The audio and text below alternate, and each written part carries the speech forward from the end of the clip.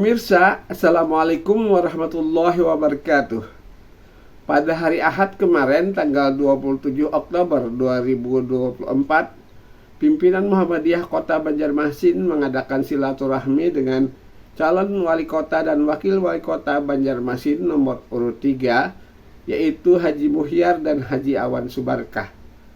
Acara tersebut diawali dengan pengantar oleh Ketua Muhammadiyah Kota Banjarmasin, Bapak Dr. Haji Maskur, yang diantaranya mengatakan Muhammadiyah selalu mendukung upaya-upaya yang mengarah kepada kebaikan untuk umat dan kemajuan berbangsa dan bernegara, serta juga Muhammadiyah berangkul semuanya. Muhammadiyah ini kan selalu mendukung upaya-upaya yang mengarah pada kebaikan. Kebaikan untuk umat, kemudian kemajuan untuk bangsa dan negara kita. Termasuk hari ini kita berpartisipasi kan politik yang menerima beliau. Sementara itu, calon wali kota Banjarmasin nomor urut 3 Haji Muhyar mengemukakan visi mereka dengan akronim hebat, yaitu handal, religius, bersih, aman, dan terdepan. Kemudian sebagian dari 9 program prioritas adalah adanya sport center di tiap kecamatan, lalu disediakannya 20 juta rupiah per RT untuk dana pendidikan, juga memberikan fasilitas untuk generasi muda untuk pendidikan S2 dan S3. Selanjutnya akan menurunkan tarif parkir dan akan berkantor setiap hari Kamis di kantor kecamatan. Tagline kami adalah visi kami adalah Banjarmasin.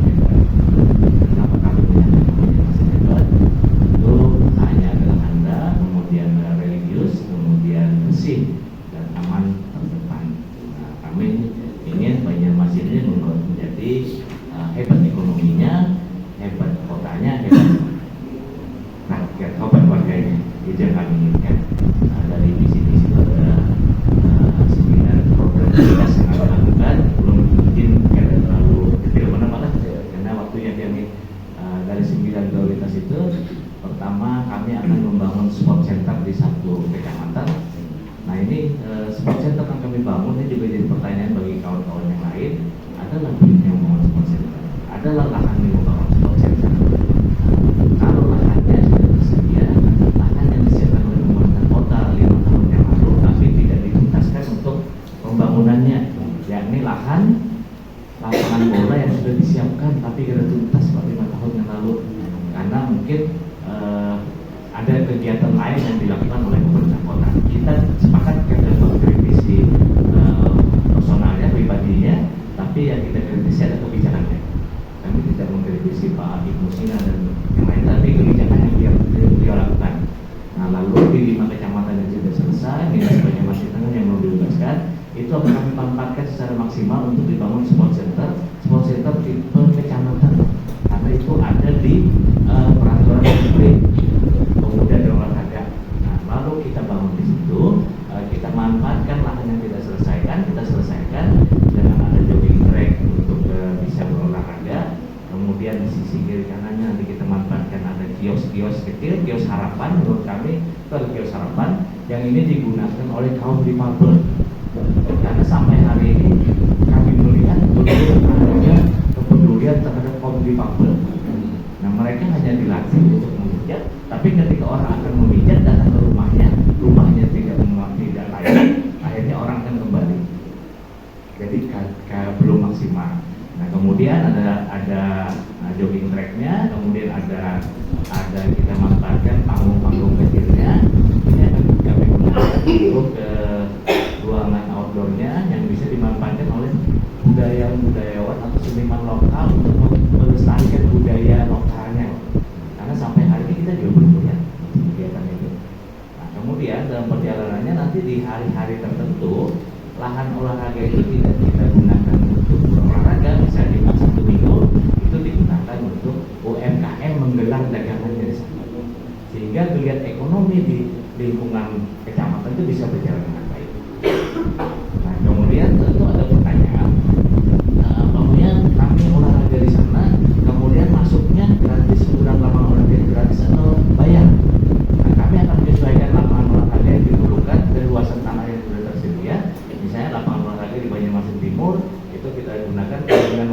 apa? Karena tentu kami ingin mendengar keinginan warga. Misalnya mereka untuk lapangan basket, lapangan voli dan sebagainya.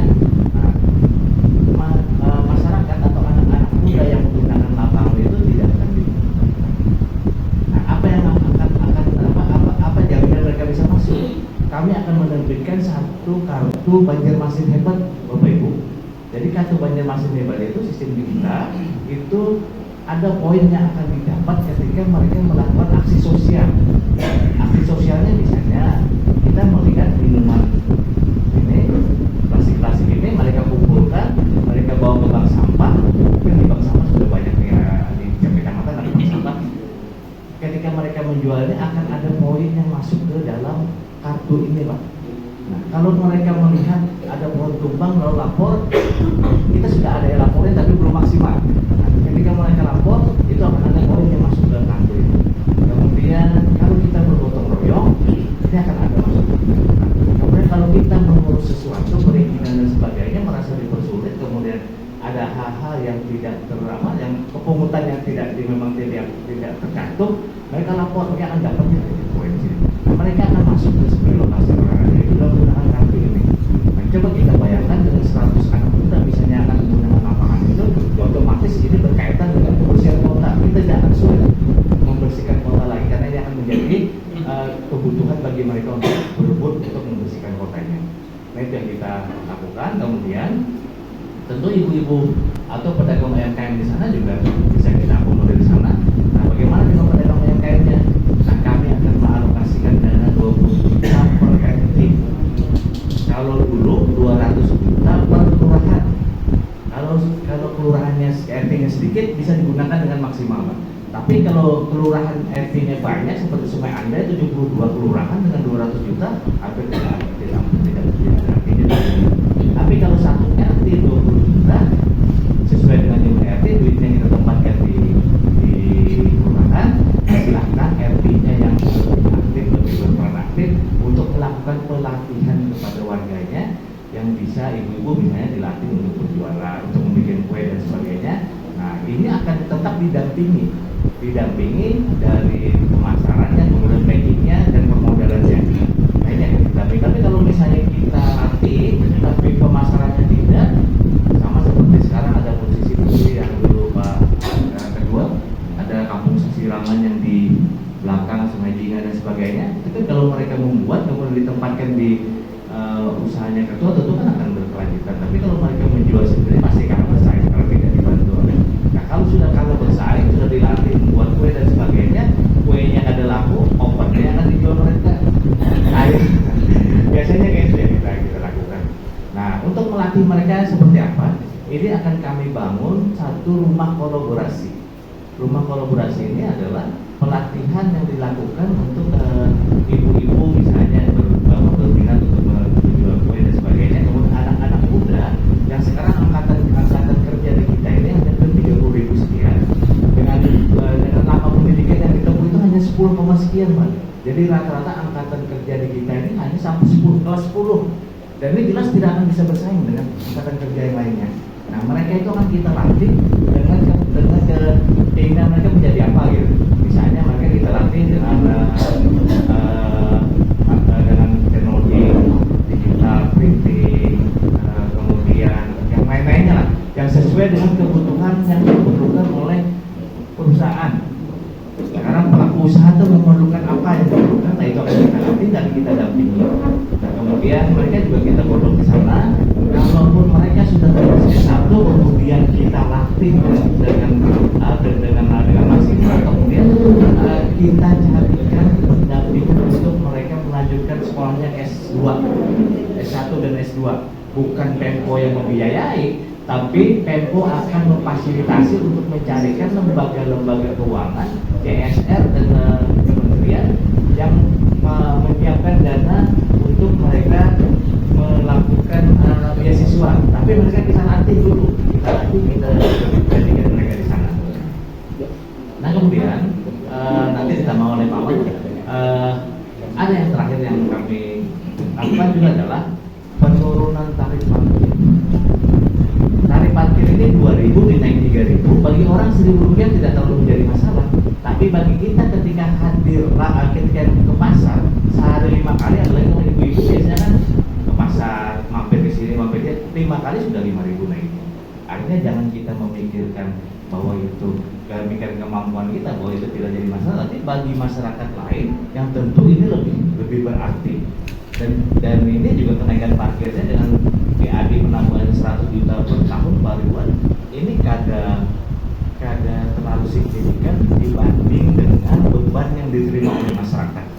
Nah, kami kedepannya tidak ingin mengejar PAD tapi dengan membebani masyarakat. Kami tidak ingin itu dilakukan. Nah, lalu solusinya bagaimana? Nah, parkir liar itu kita tertibkan. Kemudian kalau memang kada bisa ditertibkan, kita legalkan aja, setor mereka duitnya ke pemerintah kota, tapi tidak membebani masyarakat di sekitarnya.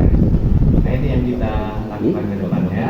Kemudian dari beberapa kegiatan yang kami lakukan, hampir 22.000 titik yang kami lakukan, dan kami belum pernah mewakilkan hadir ke 2.000 titik itu. Tentu dengan harapan pertama silaturahminya dapat, kemudian hubungan emosionalnya dapat, kemudian tentu yang hadir itu punya kelebihan, dan kelebihannya itu yang kami jadikan pelajaran bagi kami ke depan. Kemudian tentu ada solusi-solusi yang disampaikan. Karena urusan belajar ini bukan hanya yang muda, yang tua pun wajib belajar. Kami pernah Bapak datang ke klien sana, yang datang seluruh warga, kami ajak, ayo kita membangun kota Banjarmasin bersama-sama. Ada yang nyeletuk, Pak Ulun ini berjual pentol, yang suruh membangun kota Banjarmasin kayak apa ya? Jadi kan bukan masalah menjual pentolnya, biar menjual pentol lidinya kan sembarangan membuang aja sudah membangun kota. Lidi yang pentol itu aja Pak ada dihambur-hambur sudah membangun kota Pak.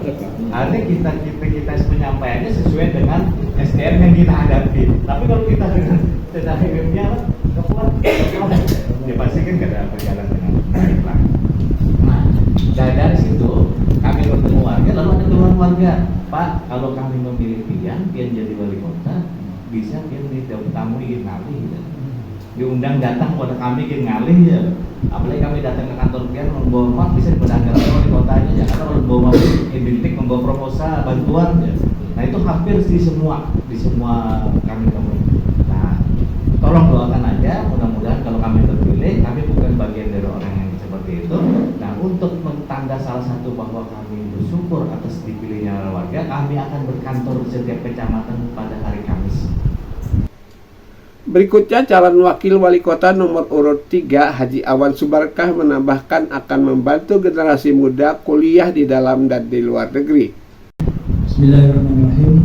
Assalamualaikum warahmatullahi wabarakatuh. Alhamdulillahirabbil alamin. Allahumma shalli ala Muhammadin wa ala alihi wa sahbihi ajma'in. Yang hormati Bapak Ketua PDM dan seluruh jajaran, maaf tidak sebutkan satu-satu peradilan supaya meningkat waktu, dan seluruh pengurus di PDM, PCM dan seluruh organisasi otonom di Muhammadiyah. Perlu menambahkan sedikit yang disampaikan oleh Bapak Haji Muhyar tadi, bahwa terkait dengan pendidikan, kami juga concern untuk bidang pendidikan.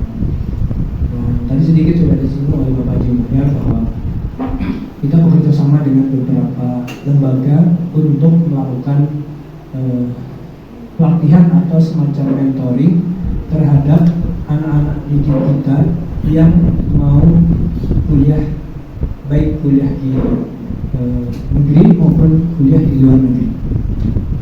Kenapa itu penting? Karena apalagi kuliah di luar negeri sangat memerlukan pengalaman bagaimana cara diseleksi, cara seleksinya. Nah, kami sudah kerjasama dengan beberapa lembaga, dengan beberapa anak-anak muda yang orang Banjarmasin tapi sudah berhasil kuliah di luar negeri. Beberapa sudah ada komunikasi, mereka siap juga untuk membantu training pengalamannya apa saja untuk kuliah negeri. Misalnya di Timur Tengah, di Madinah, atau di mana-mana di luar negeri, langkahnya seperti apa, cara seperti apa. Nah, kita sudah membangun komunikasi. Nah, ini saya pikir menjadi hal yang penting supaya anak-anak di kita di Banjarmasin bisa eksis dan bisa bersaing dengan daerah lain. Itu dari sisi pelatihan dan mentor. Belum lagi dari sisi beasiswa. Beasiswa tentunya akan kita siapkan juga sesuai dengan keuangan daerah kita akan kita porsikan beasiswa mungkin secara bertahap peningkatan secara baik itu yang ke Timur Tengah gitu ya, ataukah kemudian ke pulau-pulau tinggi negeri yang favorit. Saya pikir ini menjadi penting untuk peningkatan pendidikan kita di Kota Mesir. Kemudian yang kedua disampaikan juga sebagai tambahan bahwa tadi Bapak Haji Muhyar sudah menyampaikan tentang program sport center kita ya. Itu di dalam sport center itu ada lapangan olahraga atau mini soccer gitu ya, sesuai dengan luas lahan dan sungai perlat aja sesuai dengan kondisi lahannya memungkinkan. Kalau mungkin lapangan bola, tapi kalau luasannya tidak cukup mungkin mini soccer. Yang penting anak-anak muda kita siapkan fasilitas untuk aktivitas olahraga, itu yang penting. Jangan sampai mereka terjerumus kepada hal yang negatif, itu yang penting bagi kita. Karena maka kita memprogramkan setiap kecamatan, bukan hanya dalam satu kota saja tidak, tapi setiap kecamatan, supaya apa? Supaya semakin banyak anak muda kita yang memanfaatkan olahraga ini. Kalau cuma satu kan cuma satu saja, tapi kalau tersebar di 6 kecamatan maka semakin banyak anak muda kita yang bisa memanfaatkan sarana olahraga. Itu tujuan kami memperbanyak fasilitas di Kota Banyumasin. Nah, kemudian tadi juga sudah disinggung oleh Pak Muhyar bahwa sport center ini juga terintegrasi Bapak sekalian dengan program lingkungan kami. Program lingkungan. Tadi sudah contohkan oleh Pak Muhyar bahwa salah satu cara untuk masuk mini soccer tadi kan menggunakan kartu Banyumasin Hebat atau dengan aplikasi Banyumasin Hebat.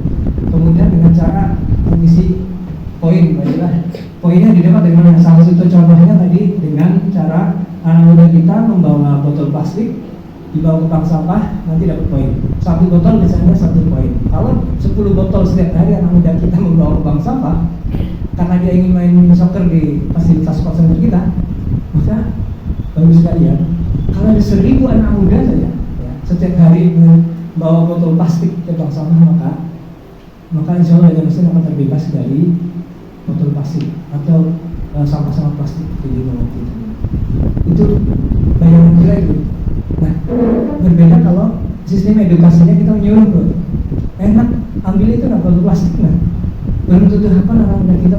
Tetapi kalau keinginan dia untuk akan berolahraga, ya keinginan dia mau berolahraga, kemudian memungut sorangan atas kesadaran sendiri, bisa kita bayangkan Bapak sekalian, kalau ini menjadi sebuah habit, kebiasaan anak muda kita setiap berjalan di mana saja ada botol plastik diambil, berjalan di pinggir sungai diambil, maka insya Allah Bapak sekalian, anak muda kita kalau melakukan itu semuanya, insya Allah Banyumasin akan terbebas dari sampah plastik. Ini salah satu contoh saja betapa integrasi program kita dengan lingkungan, tanpa harus disuruh, mereka sudah memiliki kebiasaan sendiri. Nah, belum lagi yang program-program yang lain. Mungkin perlu tambah sedikit juga terkait dengan pendidikan. Jadi ada revolusi karakter yang masuk dalam program kita, ya, termasuk juga di dalamnya adalah contohnya adalah gerakan Cinta Bela. Kita ingin bahwa Banyumasin tetap mempertahankan nilai-nilai religius, ya, dan terutama untuk yang umat Islam tentunya kita ingin bermula dari Quran, ya, baik membaca, menghafal maupun mengaplikasikan dalam kehidupan sehari-hari. Nah, ini tentunya kita berharap mudah-mudahan cita-cita kami bisa terlaksana. Tentunya perlu doa restu dari pihak Tuhan dan pemerintah. Kemudian satu lagi mungkin tambahan bahwa ada program alokasi 20 juta untuk meratakan pembangunan kita di Kota Banyumasin. Rasanya itu tambahan ulun, ya, sedikit mungkin nanti setelah di dialog. Jadi ya, terima kasih atas perhatiannya. Maaf kalau ada kekurangannya. Assalamualaikum warahmatullahi wabarakatuh. Dialog pada hari Ahad pagi tersebut berjalan terbuka, dinamis serta hangat. Demikian, Assalamualaikum warahmatullahi wabarakatuh.